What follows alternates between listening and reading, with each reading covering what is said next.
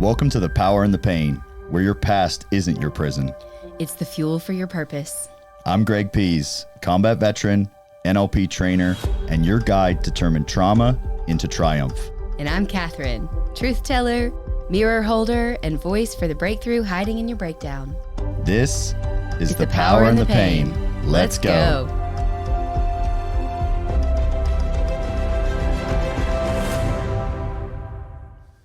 Welcome back, everyone, to The Power and the Pain. We left you off last week and told you we're going to be talking about manifestation.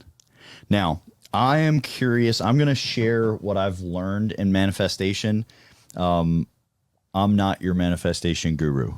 I'm just going to share what I've learned so far, and I'm definitely intrigued to hear what you have to share around it as well. Manifestation for me, I don't know, maybe like 4 or 5 years ago, somewhere right around there, I started getting really like intrigued by it. I'd always heard about the law of attraction. I'd read the book, The Secret, which is a great book if you haven't read it.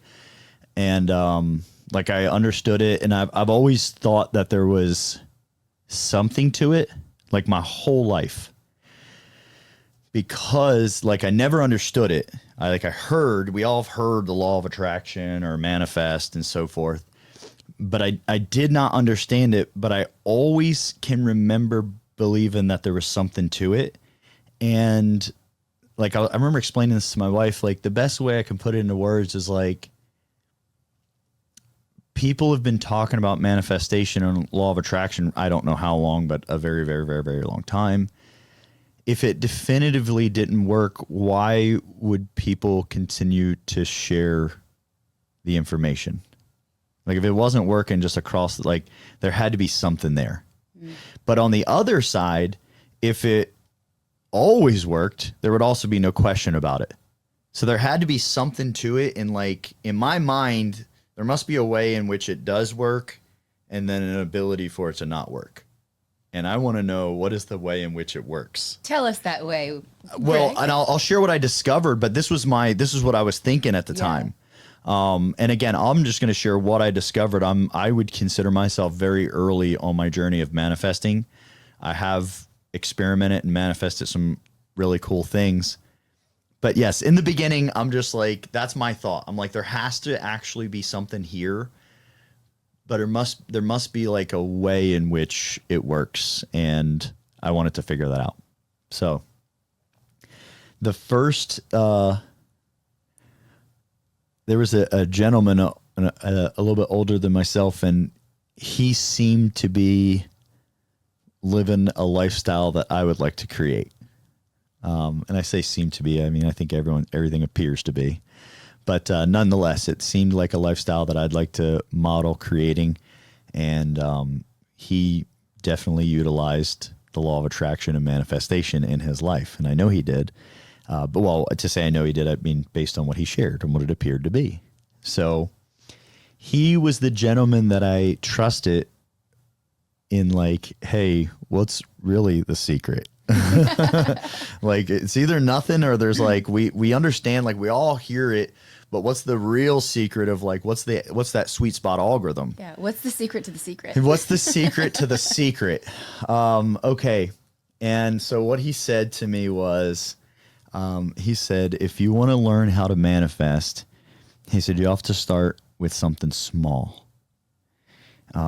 He said, the bigger the thing is that you're going to manifest, the more energy it requires to manifest it. And so if you start with something really big, you may quit before you exchange all the energy. And then you will believe it doesn't work. He said, but if you start with something really small, it'll just require a little bit of energy to exchange. And when you see it work, then you can start building momentum to the bigger things. All right, I'm in. I'm like, I don't care. We can start with the tiniest thing. You're going to touch me the secret to the secret? I'm in. So he said, first, he said, you have to manifest drinking a glass of water. And when he said this, like, yeah, it sounds like that, like Mr. Miyagi thing or something. And I'm like, I appreciate the wisdom here, but also this is not the secret to the secret. I'm like, that's not what I said. I said something like, I said, I can just go drink a glass of water. And he said, okay, did you? And I said, no. And he said, well, you haven't manifested it yet. So, okay, to be facetious, I go grab it and I'm like, all right, here, I'm filling it up. He said, all right, well, let me know when you drink it. And I go. I said, all right, drink a glass of water. He said, good, you manifested it.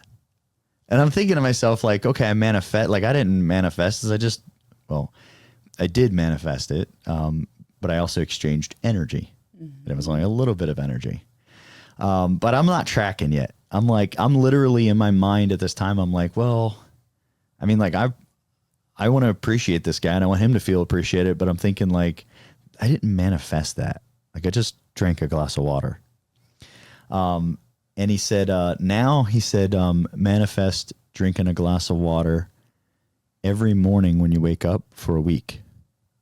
And again, my mindset, I'm like, this isn't manifesting. I can just drink the glass of water. And I said that to him and he said, okay, so we'll do that and we'll talk in a week. And, the next day I drink a glass of water and the next day and eventually a week passes and I actually had forgot about this. And so I get a phone call.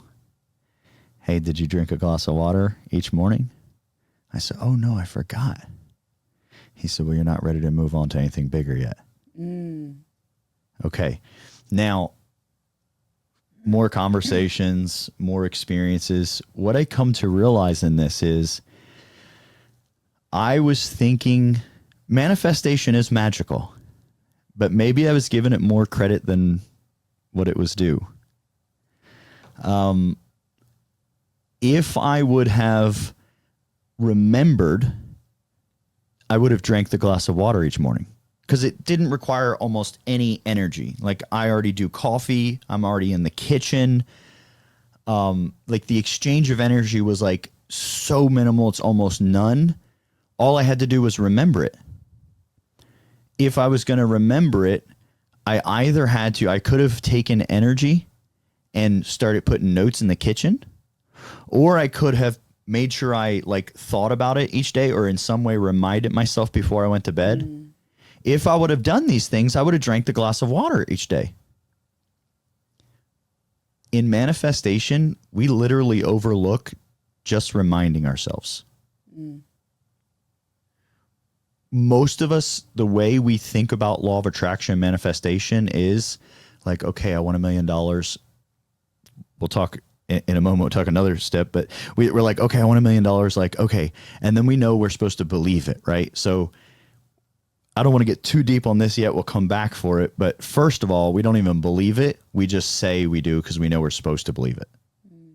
But you got to let yourself realize that you don't believe and why, so that you can come to a place of actual believing. Stop gaslighting yourself. Stop gaslighting yourself. Okay, we can dive, but I'm going to pass that and we come back to it. Most of us, so we do that. We say, all right, I want $1 million. I believe that. I know I really believe. I went in, I checked, I cleared all the limiting beliefs. I actually believe I'm going to have $1 million. This is going to be amazing. And maybe the next day we think about it, and the next day we think about it. And then a month later we say it doesn't work. We stop thinking about it. We stop remembering. So I'm not saying remembering is the sole magic to manifestation, but like a very first early piece is simply remembering.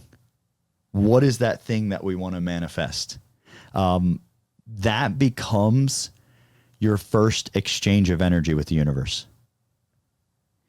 It's going to require you more energy than you ever fathomed. It's going to be harder than what you realized to just remember what you want to manifest. We move on. Our attention span. Go ahead. Well, I think that's interesting because, we've talked about intensity versus repetition before. And so, and I too, I think, I'm kind of sick of hearing the word manifesting because I hear it everywhere. And I do think that it kind of comes with this idea of it just being think it and therefore it is. Right. And so I like the idea of, like that there is an exchange of energy, and the way that, your mentor talked about it in that feels like something that resonates with me. Yeah. And I would say that the manifestation for you in this instance, it didn't seem like at a high intensity. So like the drinking the water wasn't of high importance. Yeah. But like, there are filters that we can run things through of what is the short-term game, what is the long-term, what is the mid, like what are all of these things and why does it matter to me? And then it's almost like the remembering is because our why is greater, so therefore it keeps us in that phase. Like I don't know that it has to be hard, but I don't know. Right. Well, now I'm going to suggest manifestation. These are my words, right? Meaning like reject them if they're not for you. But I'm going to suggest manifestation will be the hardest thing you'll ever do in your entire life. Okay, reject that, right? If you will. Here's why. I use the words remembering, right? A lot of times we hear the word visualize and so on and so forth. Let's suppose you wanted to manifest time and financial freedom. Depending where you are in your journey, that's a bigger one. It's going to require some energy to exchange with the universe. Literally, like you are going to exchange physical energy with the universe. You are. I don't know what all your steps are on that, but your intellectual energy, your emotional energy, I know what those steps look like. And that is like, I want to demystify it. Like we hear all the cliche stuff, like see it as if it's there. We talked about the fake it till you make it, act as if, like that ties into manifestation. And so like visualize it as if it's done. But like, I want to demystify it. Like, yes, visualize it as if it's done. So see yourself as if you already have time and financial freedom, but at the equivalence of imagine and drinking a glass of water. Like, of course you can drink a glass of, like, there's no, okay. So like, just imagine time and financial freedom as if it was like you drinking a glass of water. So like, this just is in existence. Okay. The reason why it's going to become the hardest thing you'll ever do, I don't know all the physical steps of energy you'll exchange. And every single time. So they say we have like 85,000 thoughts a day. Which is a lot. Our mind's constantly running wild. It'll immediately start drifting the very second we lose conscious focus of anything.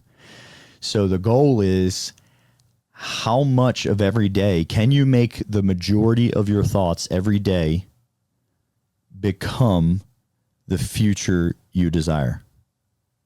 And in order to do that, you're going to have to reframe somewhere around 40,000 thoughts a day. Might be the hardest journey you've ever went on in your life. By the way, those 40,000 thoughts today, you got to do it again tomorrow and the next day and the next day. How long is it going to take to have time and financial freedom? That's the one piece I don't know about manifestation. I know it will come to pass, but I don't know when. And it would be the hardest thing ever, because we will constantly, our mind will just start going to, that's not actually going to work. I can't actually do that. This is the hard part. This is the hard part. Yes, you'll do some physical exchange of energy. You'll get up, you'll go for a run, you'll do a thing. That part's easy. You'll forget about it in the end. You're going to exchange physical energy. That's easy. You'll forget about it in the end. You will never forget to tell the story of how hard it was to control your mind, because like those of us that go through it understand that battle, and we can respect and appreciate those that have also went through it, because we're like, no, I get it. Manifestation might be the hardest thing you ever did. It gets a bad rap as like, it's not that easy. No, it's that hard. It's that hard. Okay. I'm giving energy to it saying it's hard, reject that in the sense of you're allowed to easily do this. Manifestation is controlling our thoughts. Controlling our thoughts is very hard. Our mind just the second we take our conscious focus off of a thing, the mind just starts running, like immediately right there. Now, have we spoke about on this podcast the RAS? I think we've mentioned it a couple of times. Okay, I think so as well. Maybe specifically as RAS. RAS. The RAS. has. So our reticular activating system, this is a physical part of our brain, and it's sorting through all the information that we're processing every second and showing us evidence for that which we believe to be true. When our dominant thoughts every day is of the future we desire, sometimes I say, when you can remember a future memory the same as a past memory, that future memory will come to pass. So when you can remember something happening in the future equal to how you remember something happening in the past, that future memory will come to pass. And it seems a little like I can't remember a future memory. It didn't happen. The past memory is not in existence, and it didn't exactly happen that way. Like you are using your imagination to create the memory of this past thing. Like now is the only time in existence ever. Like it's just as delusional to remember it in the future. You're like, well, no, but the past one actually happened. Something actually happened. In the future, something will actually happen. It's very equal. It's very equal. Like, because the idea that like we think, again, that happened in the past. Something happened. You used your imagination to create a movie reel of whatever actually happened, but it's in your version. Mm-hmm. Everyone. So you're not wrong for this. We all do it. That's how it is. Something will actually happen in the future when you use your imagination to create a movie reel of what that's going to look like, and you can remember it the same. This will come to pass. Okay. Our RAS is looking for evidence of what we believe to be true. Most of us say, yeah, we believe in all of that. But if your thoughts were transcribed and we read and divided 1 week of your thoughts into positive thoughts and negative thoughts, would we see that you believe? Okay, not you, everyone listen in. Like, there's plenty of weeks that I win, and there's plenty of weeks that I would not want to show that P&L. But that's the piece. Like, that's when we talk about manifestation. Like, we do this, like, all right, I believe it can work. Yeah, no, I believe. Okay, I believe it can work. And we like continue to gaslight ourselves to other people. No, I did it. I do manifestation. No, I believed that I was going to have money. It never worked. It works every time. You must have stopped believing. Okay. Now, when you genuinely manifest, now, depending at what level, I'm going to suggest too, you could fully submit to manifestation and you would have more success with it. But to fully submit to it would be to, like, if you submit to it, then I allow it to control how I dictate my life. So you can. Equally so, this is my opinion here. By the way, I'm not your manifestation guru. I feel like I need to give that disclaimer. This is just from my experiences. In my opinion, like, do I fully submit to manifestation? No. No, because I'm also controlling things in terms of, and I desire to continue doing that. Like, how is my business how is this, how is that? So if I were to fully submit to manifestation, like, I believe I would get more out of manifestation. And then I would also, Greg wouldn't be Greg. My brand wouldn't be my brand. It would become another brand, but it wouldn't be this one, because there are certain things that are important to me. So, like, they're going to stay outside of manifestation at this chapter in my life. So, like, when we think about manifestation, like, again, think about, like, you could fully submit, but if you fully submit, whatever happens, you just have to accept because you're submitting. I'm not willing to accept just whatever happens. Okay. But I also like to utilize manifestation. So I think if someone were to fully submit, they probably have more power in manifestations. But I'm also going to suggest, like, in my situation, I utilize manifestation for specific things in my life. So I think a lot of us, when we think about manifestation, like, we want to manifest time and financial freedom. You can. that one's going to take a massive amount of energy to exchange. And the reason why, it's not because it's like a really good gift or something. You know, it's not like it's the reason why time and financial freedom in order to manifest that, it is only in existence based on the manifestation of like 1,000 other things. So all these other things put together, the totality is time and financial freedom. So like we need to, if we have financial freedom, we need a product or service that's going to be sold. We need some type of subscription. We need a business model. We need clients. We need people going through. We need these systems. We need the product itself. All of these things have to be manifested in order for time and financial freedom to happen. So you can manifest that, but that's not one thing. You're manifesting like 1,000 things. So it's going to require 1,000 times the energy. All right. Or you can just manifest one of those 1,000 things while you consciously work on the other ones. So I manifested my book. My book, I mean, maybe on another episode we can go over in like finite detail of what that process looked like. That manifestation journey went on for a little bit over a year. When I met my wife, I told her we've been together I think like 12 years. I think I told her that I would be a speaker and I was going to write a book. And it was 10 years later when I finally wrote the book. And when I wrote the book, I didn't control that experience. I don't know. I had a publisher. I don't know how to publish a book. I don't know graphic design. I don't know how to get an IBN or IBSN or whatever that number is. I don't know these things. To this day, I don't know them. Yeah. So like I didn't control that. Like that was a manifestation. That was one of the pieces of the empire that I'm building. So like I could totally submit to manifestation. I choose not to. But for the things that I choose to manifest, I completely and totally submit in that area. So it allows me to submit in these like micro areas and allows me to manifest.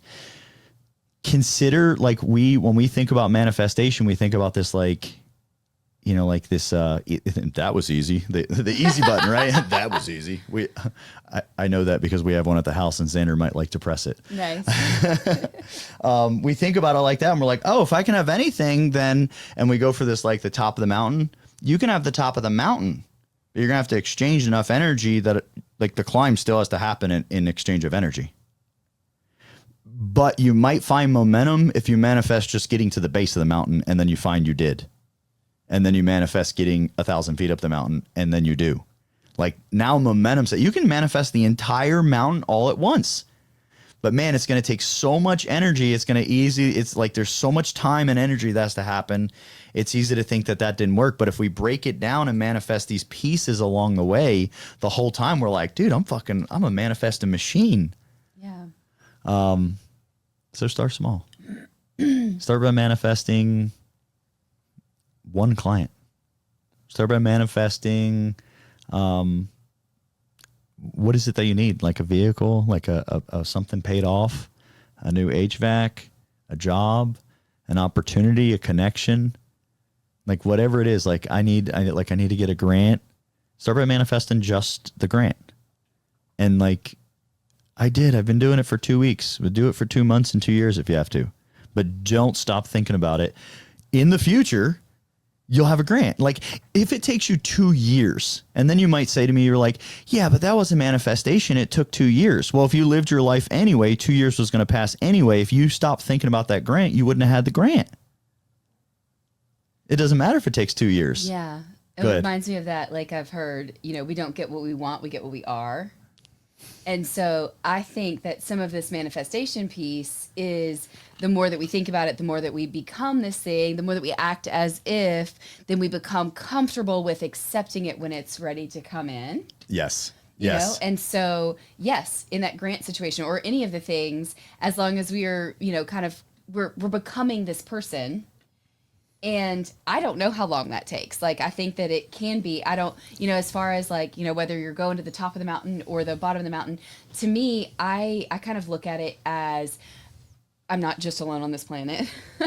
And there are other people around me. And so, like, everything that I see around me is a manifestation of not just what I want, but other things. Like, even in this room, like this studio is because Trent manifested this coming into Yeah. existence. Yeah. And I get to be a part of it because of that manifestation and because of and so, like, the manifestation is also like what we're open to receiving 100%. and allowing to come in. And I don't know what the actual definition of manifestation is, if it is Oh, I'm not sure. receiving or, bringing in, but I think that that's part of it. And also asking, because that can get us further instead of, again, if it's like, oh, I'm just going to think this thing and it's going to come into existence. Like, I don't believe that is I think that is a well-kept secret, Yeah, but yeah, that in, like, I even had somebody say to me, like, I'm manifesting you being here for this thing. And I was like, you know what, I'm going to come to that thing. And that was like, and then I took actions, but it felt like I had some like universal support along the way where it was easy and things kind of started falling into line. But some of that was like the decision of going, that's what I'm going to do. And so, like, that, whether that was my place on the mountain or whatever, Yeah. Kind of allowing that to be. And I don't know if that's surrendering to how it happens, detaching from the outcome, but to say, this is the thing. And so this or better. Right. 100%. I believe, like, in, even outside of, like, when we look at manifestation, like, we can look at like spiritual realm, energy realm, things of that nature. But even scientifically speaking, like, we understand at a neuroscientific level, like we've talked, the RAS, we're taking in up to 2 million bits of information per second. We're only consciously processing about 126. I've said this before. Now I'm going to butcher these numbers a little bit, but it's close enough to give us a vibe. If I took 2 million playing cards and I divided them into piles of 126, so 126 that's our portion of the 2 million. The 2 million bits, our brain, the reason why we know this scientifically, our brain is processing 2 million bits of information per second. So I don't mean like we could take in, like, it's processing that much data every second. But we only are aware of 126 bits of data. All right. If I take 2 million cards, put them in piles of 126, this is slightly rounding up, but I'll have about 16,000 piles of cards in front of me. So that means every second we could say there is 16,000 scientifically potential combinations of reality every second. But that's not all the way true. If we imagine, like, if we had these playing cards sitting on this table, these 16,000 decks of 126. And if I took the top card off of this deck and the top card off of this deck and I swap them, I now have 2 new decks. Now, the potential combination of altering these cards for what each reality could be in every second is like 43 million to the 63rd power or something of that nature. Because these decks could be shuffled. And then that would be a new deck. So of the 2 million bits, if I alter the information in combinations, I have new combinations of things. Even if we just stopped at 16,000, energy cannot be created nor destroyed, only transformed. Everything that is recycled energy that's always been in existence. The future you want is already in existence in the 16,000 potential combinations of reality. Our RAS is showing us the combination in which we believe to be true. That's where I want to leave us with manifestation. That's some powerful stuff to think about. Every single second, our RAS is showing us the deck of cards, the 126, that has the highest evidence. Okay, now you may or may not believe that one of these decks has evidence for the success you want. You may or may not believe that it does. Whether that deck is in existence, whether the future you want is or isn't possible, whether that's true or not, the reality you hold has the highest evidence for that which you've been believing. So what you have right now is a byproduct of what you believe for yourself. All All right, I think that's where we're gonna leave this one off. We might do some more on manifestation. We might do like talking about the book and stuff. I'm open to share those experiences in detail. I would still say I'm a baby in manifesting. I've manifested some pretty cool things, but again, I started small, and like it's super exciting. When I went out and started doing this, it was experimental in the sense that I had collected information, but I didn't know that I knew anything. I'm like, okay, they said this, like, I'm just going to do this over and over and over and over again. And ta-da, manifestation spit out, and the first time it happens is like, oh, well, what if I tried this combination like this? So I've had success with it. Again, I consider myself a baby on the journey. And for everyone listening, my biggest recommendation is start with something so small that it doesn't even matter. Like you don't even like by achieving it, almost, it doesn't even like manifest finding a pencil tomorrow and you'll find it. Like, yeah. Start with something really small. Go ahead. Well, I was going to say like the reticular activating system. It's like set it to find the things that you want. Because 100%. It's already doing its job. You can just give it a little direction. 100%. Yeah. That's beautiful. Set your RAS. Look, think about it like the algorithm, like when we first learned that the phones were listening to us and the ads were targeting and stuff like that. When several years back, like 10 years ago, when it was like people were like, it's really happening. I remember I'm like, no, it's definitely happening. Ways to make money, how to start a business. I was over there talking to my phone. Like I was treating my phone like it had an RAS and programming the algorithm for what I wanted to see. But yeah, program your RAS for what you want to see. That's where I'm gonna leave us with today. Appreciate everyone following along on this journey as we go. Make sure you like and subscribe, stay up to date, and we'll see you guys next week. If this hit you deep, trust that. Your pain has power, and your story isn't over. Follow, share, and send this to someone who you think might benefit. I'm Greg. And I'm Catherine. And this was The Power in the Pain. Keep stepping into your power.